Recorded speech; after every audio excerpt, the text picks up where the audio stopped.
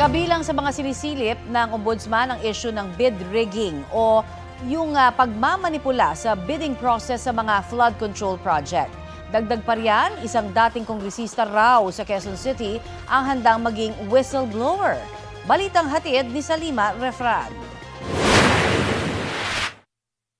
Handa na raw isiwalat ng isang dating kongresista ng Quezon City ang lahat ng nalalaman sa maanomalyang flood control projects. Yan ang pinaabot niya kay Ombudsman Jesus Crispin Remulla. Nakatanggap din ako ng tawag, isang kaibigan ko, parang siyang go-between sa isang congressman from Quezon City who wants to tell all. Inaantabayanan raw ni Remulla ang mga magiging hakbang ng ex-congressman. Pero nagpasabi na raw ito na marami siyang ilalahad. Yung involvement niya sa lahat na nangyayari. Tsaka kung paano kalakaran, paano nangyayari lahat yan. Sabihin niya. Sir, magtuturo din to ng iba? Magtuturo. Ano to, hindi na siya incumbent.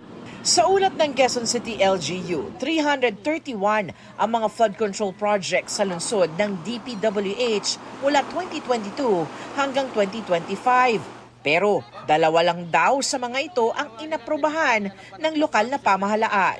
Sabi pa ni Ombudsman Remulla, nag-a-apply raw ng panibagong set ng freeze orders ang Anti-Money Laundering Council.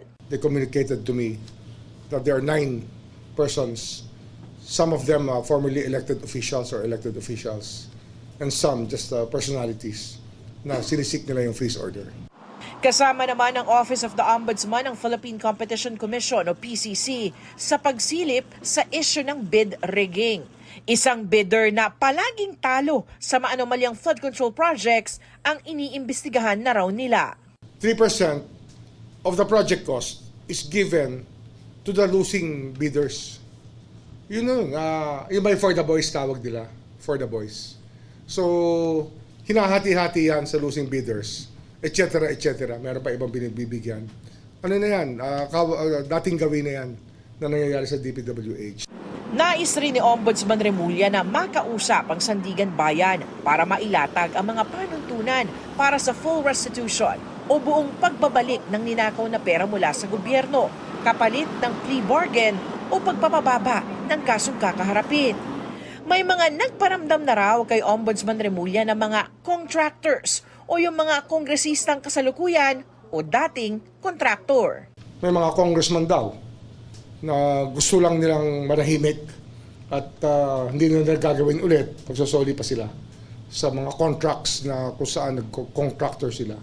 Samantala, inatasan na ng Ombudsman ng Department of Justice na ituloy ang pag-usig sa 5 reklamo ng malversation, graft at perjury para sa 5 ghost projects ng DPWH Bulacan First Engineering District.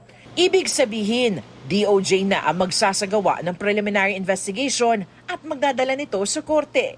Ilan sa respondents dito, sina dating District Engineer Henry Alcantara, dating Assistant District Engineers Bryce Hernandez at JP Mendoza, at kontratistang si Sally Santos. Salima Refran, nagbabalita para sa GMA Integrated News.